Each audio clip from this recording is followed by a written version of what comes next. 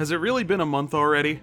So these past couple weeks have been amazing, my channel's gotten tons of growth and it seems to just be getting better and better. I know part of this is, luck in the fact that I've been very fortunate in some of my videos getting a lot of attention, but you are all the main reason, I think. Without y'all watching my videos, sharing my videos, liking, commenting, etc., they would not be getting the attention they currently are. I want to thank y'all so much for really enabling me to keep talking about a franchise I'm really passionate about. Just some updates for this month. For October, my goal is to get 2 more videos out, one of which is a Sonic one that I feel is seasonally appropriate, but the second one I'm planning is me branching out a bit into other topics. If you followed me for a while, you know that horror is one of my favorite genres, and there is a comic I've been wanting to cover in depth for a very long time. Hopefully everything works out schedule-wise and we can get both of those out. This will be a compilation of all my shorts from May of this year. We are firmly in the zone where all of these have gotten uploads here, but as I've said previously, I know some people certainly have a preference for watching them in a compilation like this rather than as individual uploads. Anyway, on with the video. Silver and Knuckles don't interact much, but they do have a notable interaction in issue 2 of the Sonic Forces prequel comic. Silver arrives on Angel Island to warn Knuckles about everything that's about to happen, only for their surroundings to immediately change to the ancient Echidna village, causing Knuckles to accuse Silver of sending him back in time. Before Silver has a chance to explain, Chaos appears, immediately taking down Knuckles and Silver separately, with the two only being able to take him down when they work together. When their surroundings return to normal, Silver finally can explain what's going on, that some terrible event is going to transpire that will ruin his future. Knuckles then reasons out that Silver came to him because he wouldn't have known something was about to happen because of how isolated he is on the island, causing him to agree to lead the resistance. Enerjak is an antagonist who appears in the Archie comics. Once a Chaos energy scientist, he ascended to the Chaos Force only to become corrupted and subsequently have his essence scattered by the Ancient Walkers. Now his main form of interacting with the material plane is through possession, with his most notable victims being Dimitri and Knuckles. Enerjak is extremely powerful, able to warp reality in almost any way he can imagine, and being able to directly contend with both an unrestrained Shadow and Supersonic. Professor von Schleemer is a recurring character in the adventures of Sonic the Hedgehog. He is an intelligent yet extremely goofy and forgetful scientist who helps Sonic out against Robotnik. However, he's not exclusive to the show as he appears in the post-reboot Archie comics, specifically in the storyline The Silver Age. Now depicted as a resident of Silver's future, he discovers that all of reality is in danger and calls upon the telekinetic hedgehog to help save it. He maintains a fair amount of his character traits, though his goofiness is dialed down. He also would create 3 tiny friendly metal Sonics called the Bits. Had the comic not been abruptly cancelled, the Professor would have joined Silver and Gold the Tenric on a series of time-hopping adventures. In issue 25 of Sonic Universe, Silver finds himself in an even more twisted version of the future, seemingly only populated by strange yet familiar-looking creatures. They nearly overwhelm Silver before he is rescued by the freedom fighters of this time, who explain that this is the doing of Enerjak, who was the previous guardian of the Master Emerald, and that the creatures Silver encountered earlier were formed from the Mobians he had ripped the life force from. Johnny Ka, the Lara Sue of this timeline, has a plan to defeat Enerjak, however, to siphon his energy using the Sword of Acorns and then use that energy to restore all the Mobians he stole the life force from. When Enerjak finds them, most of the freedom fighters are wiped out, leaving only Johnny Ka and Silver to stand against him. While Silver is initially no match for the demigod, he figures out that while he can't hurt Enerjak directly, he can redirect Enerjak's attacks back at him, which does hurt him, giving Johnny Ka the time she needs to siphon his energy. After Dr. Starline loses the Warp Topaz, he begins work on his next weapon, the Tricore. Utilizing power cores from Badniks, the device grants its user abilities similar to Sonic, Tails, and Knuckles. Often using it to escape from dire situations, the Tricore proves to be so powerful, Starline is even able to catch Shadow off guard. When Starline finally comes to blows with Eggman, he's able to leave some dents in the Egg Emperor mech, and is even able to fully destroy it when using the Tricore Blast. However, doing so results in all power being drained from the glove, giving Eggman the opportunity to defeat Starline. Elias Acorn is Sally's older brother. Having disappeared amidst the Great War, King Max had assumed Elias and his wife had passed, but in reality they had crash-landed on Angel Island, where they were protected by the Echidna, who also raised Elias in secret. Elias would eventually make the decision to return, reuniting with his sister and falling in love with a woman named Megan. While initially resistant to the idea of becoming king, he did take on the role as his father declined in health, and after a meeting with Tails' father, formed the Council of Acorns, a body of elected representatives representatives as the new form of government. However, Elias would end up stepping down from the throne as the Wizard Naugus demanded to become king, citing an agreement he had made with Max years ago. Elias would then become part of the Secret Freedom Fighters, a group designed to undermine Naugus's rule. While in the games, parents of the main characters are usually not mentioned, an exception to this is Bean the Dynamite, as his character profile in Fighters Megamix official guide states that his father is Bin the Duck, the protagonist of the game Dynamite Ducks. Depending on the version of the game you play, he has one of two backstories. In the arcade version, he and his brother Pin are the pet ducks of a girl named Lucy, who they have to rescue when she gets kidnapped. In the Sega Master System version of the game, he's Lucy's human boyfriend who was magically transformed into a duck. This brings into question who Bean's mom is, but I don't want to talk about that right now. Bin was referenced in the IDW comics in Amy's 30th anniversary special, as Bean put up a picture of him when captured in one of Robotnik's egg capsules. Dr. Warpnik is a character from the Adventures of Sonic the Hedgehog, only appearing in the episode Trail of the Missing Tails. He is both an inventor and Robotnik's cousin. However, extremely put off by his deranged behavior, Robotnik threw him into a reality known as the Warp of Confusion. To lure Robotnik in to enact his revenge, he kidnaps Tails and then Sonic, figuring Robotnik would follow. While the two are in conflict with one another, Sonic and Tails use the opportunity to escape, with the entrance to the Warp of Confusion blowing up behind them. Funnily enough, Warp of Confusion was an early name for the Special Zones in Sonic 1, appearing in an early draft of the Sonic Bible.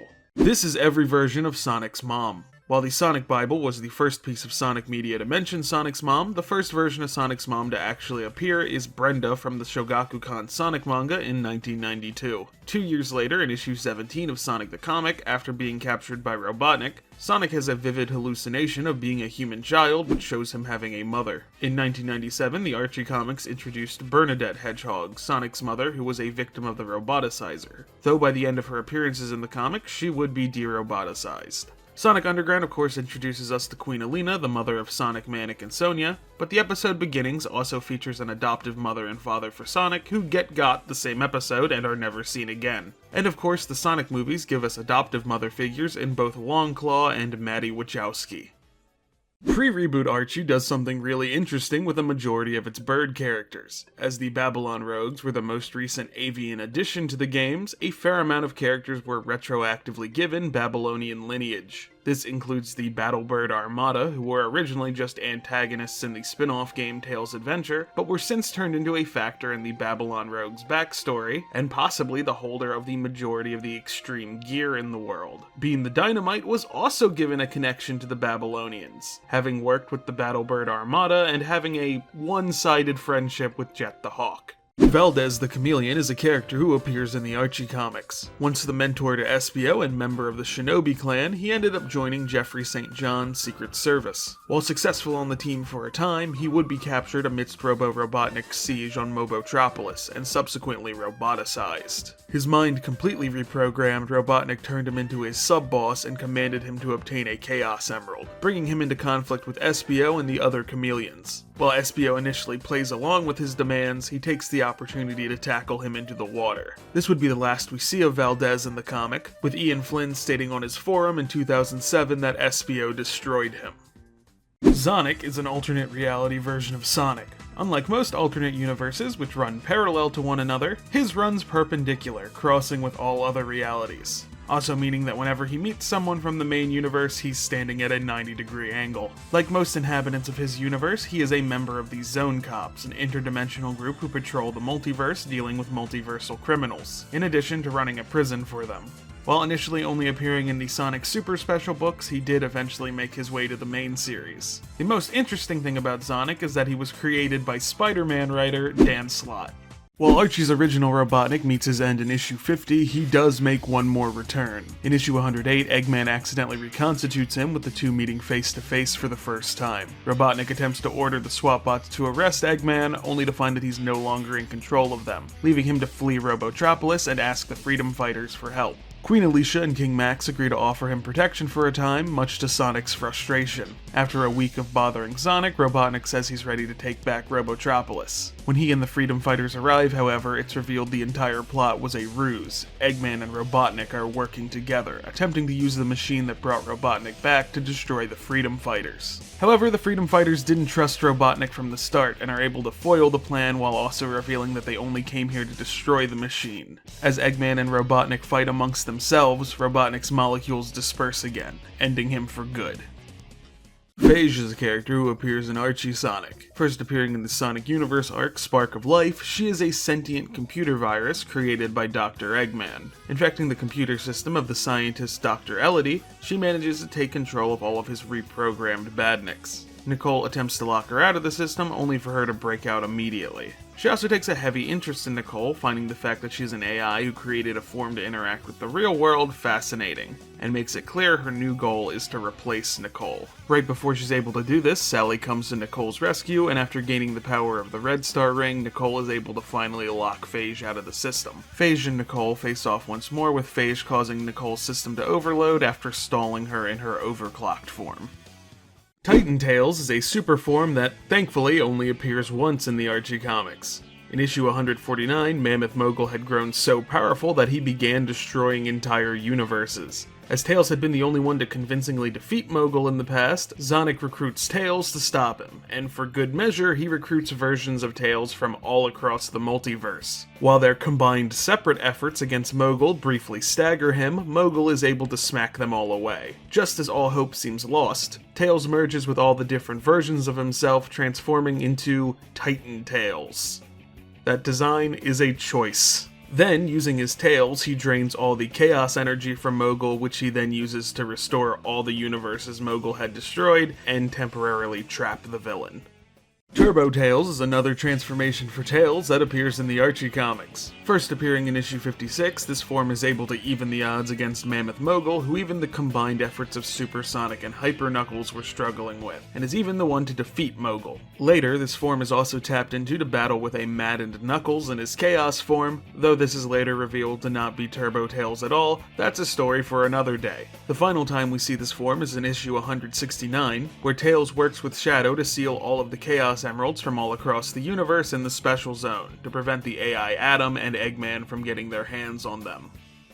Originally, the 50th issue of Archie's Sonic Universe was going to be a finale to Sonic Underground. Archie even went as far as advertising it in the pages of the 5th issue of Sonic Super Digest magazine. However, when Sonic Universe number 50 actually came out, it was a Metal Sonic story with him facing off with Shard. In fact, it's one of the last issues before the Mega Man crossover and the comic's subsequent reboot. Ian Flynn revealed that the reason the comic was delayed was that Sega stepped in, as underground material wasn't allowed to mix in with the rest of the series, but that he was still trying to get it greenlit, though it never would be. In an interview with Archie Sonic Online, Ian gave a rough outline of the story that they'd finally reunite with their mother, who'd join as a lead singer of the band, and together they'd overthrow Robotnik. Loosely based on this outline, the fan comic Archie Sonic Online did make their own version of the story, so it's not completely lost.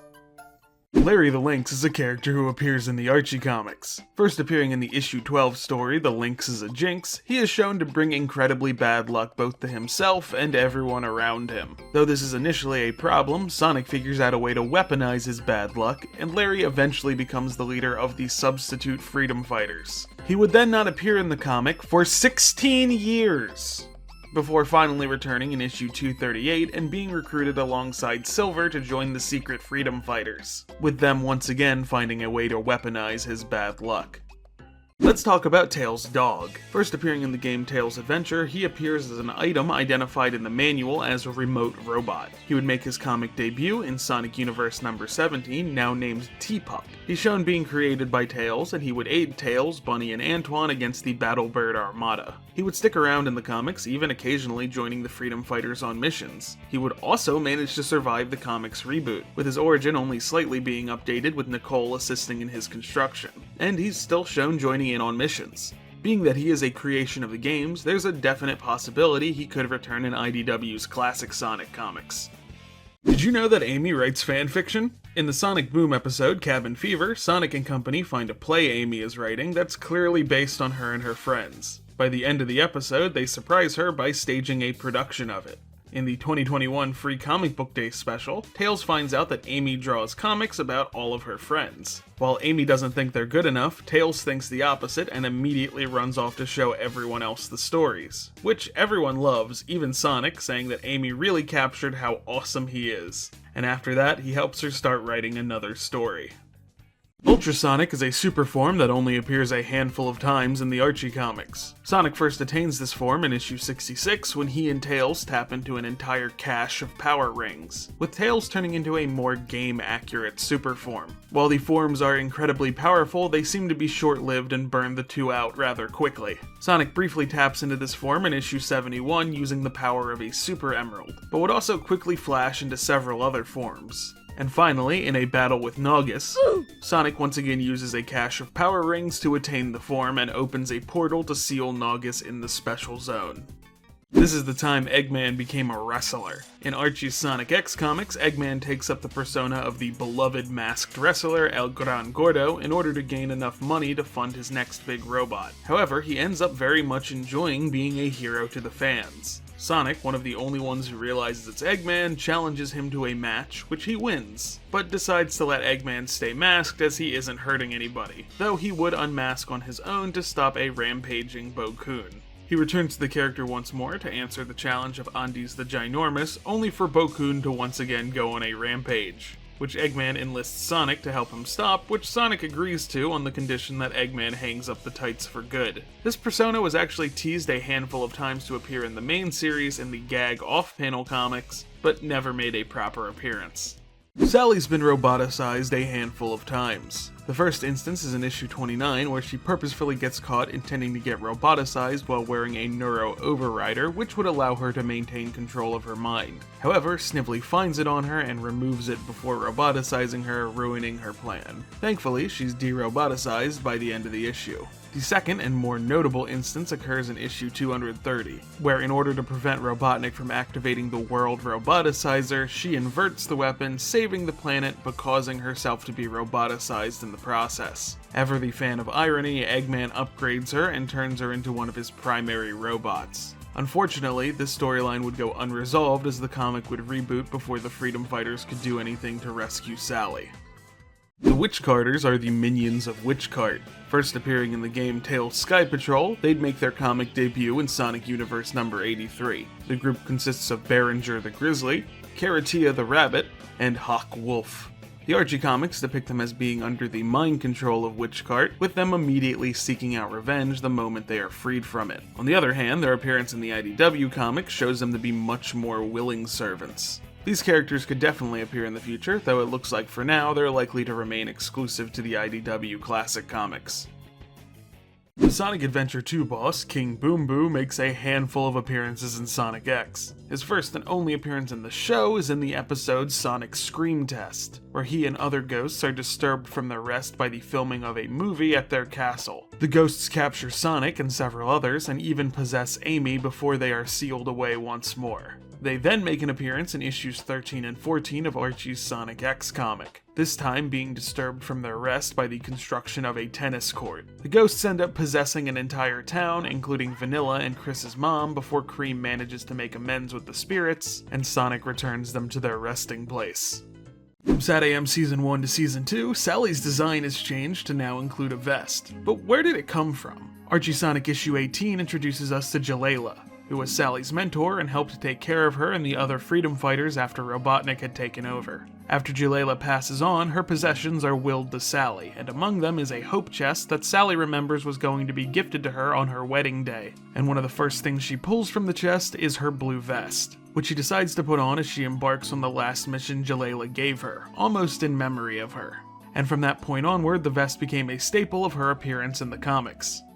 Echo the Dolphin is a character who appears in the post-reboot Archie comics. Named after the Sega game, she is one of the lead guards of the underwater city of Meropis. While she makes her first minor appearance during Sonic's time in the city, she features prominently in the final Sonic Universe arc, Case of the Pirate Princess, enlisting the Chaotix to help her track down the lost Princess Undina, who they find has been traveling with a pirate crew, manipulating them into letting her travel the world. After they ditch the pirates and Undina takes command of the ship, As the princess shows no interest in returning home, Echo joins her worldwide travels as the princess's personal bodyguard. The player character from the murder of Sonic the Hedgehog, Barry the Quokka, has made a handful of appearances in the IDW Sonic comics. Their first small cameo is in Sonic the Hedgehog Winter Jam, where they appear next to the Avatar character from Sonic Forces. The same page also features a cameo from the conductor and his wife. Most recently, Barry showed up working as a hot dog vendor at the Clean Sweepstakes in issue 69. I guess they didn't keep their job at the Mirage Express after all. Either that, or it's still busted. I'm sure Barry will continue to make appearances in IDW as the comic continues. Okay, I do need to issue a correction with this. Right now, the events of IDW are still set before Frontiers, and by extension, the murder of Sonic the Hedgehog. From what it sounds like, we will eventually move ahead in the timeline, but we won't know till Sage starts appearing in the comics. This is completely an error on my part, as mentally, I had been putting Frontiers and all other new events in the gap of time in between issue 56 and issue 57. It just felt very clean to stick them there, and because of that, I never bothered checking if that was true. That's on me.